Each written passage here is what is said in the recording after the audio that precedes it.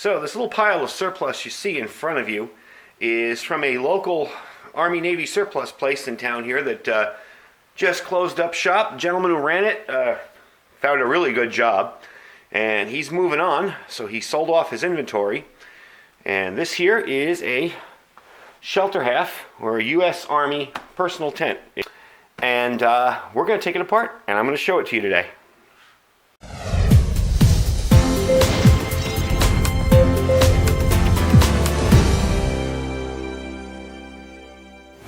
Alright, thanks for coming back. Today we're going to take a look at this U.S. Army pup tent or shelter half. It's got a bunch of different names. Basically it works along the lines of this. You have two halves of a shelter. Okay, and they snap together with these snaps here. And how it works is one soldier would carry one half and 3 of these poles for a total of 6 for the whole tent. And 5 of these stakes instead of the total of 10.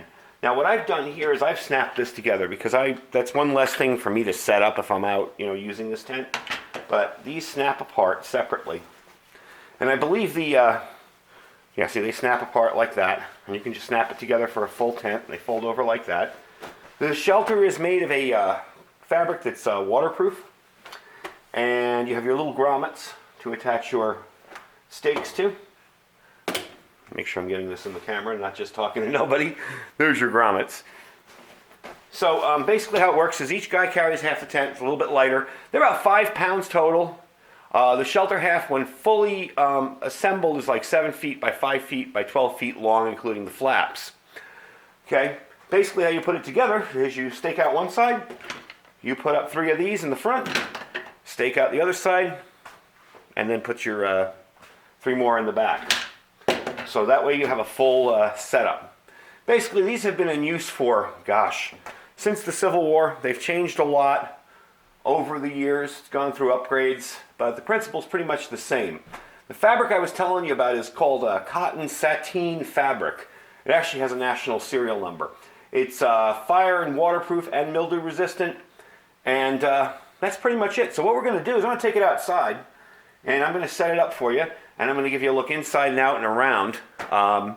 And we'll see if this is something you'd be interested in. I kind of like these for, just kind of quick pop-up outdoor camping. My bug-out bags, I would use of course, a lightweight tent. This is not something you'd use in a bug-out bag.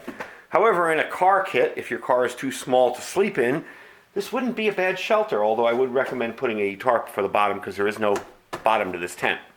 You're going to be lying on the ground. So we're going to set it up outside, and we'll be back after that.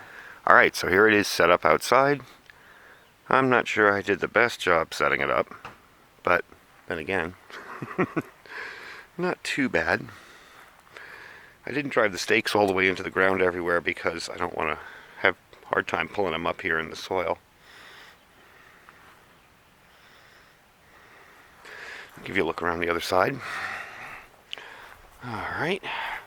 Got a little bit of indentation there. Probably could have pulled it tighter on the back. Or up front. I'm not sure. I'll have to mess with this tent more, but it's definitely plenty roomy enough inside. I'm going to take you inside here. Give you a little look. There you go. Okay, it's dark, but... And yeah, I would have nailed the stakes down a little bit further so we don't have those big gaps. But this was just set up to show you what it looks like. There's the pole in the back. Here's the pole in the front. And your entrance, which can be closed up. So that's it. That's the military shelter half pup tent. Again, if you use half of this, you can set up a nice little bushcraft lean-to shelter. But anyway, that's it. So thanks for watching. And I'm obviously going to need more practice putting this guy up. If you have any tips or hints, leave them below. Talk to you guys later.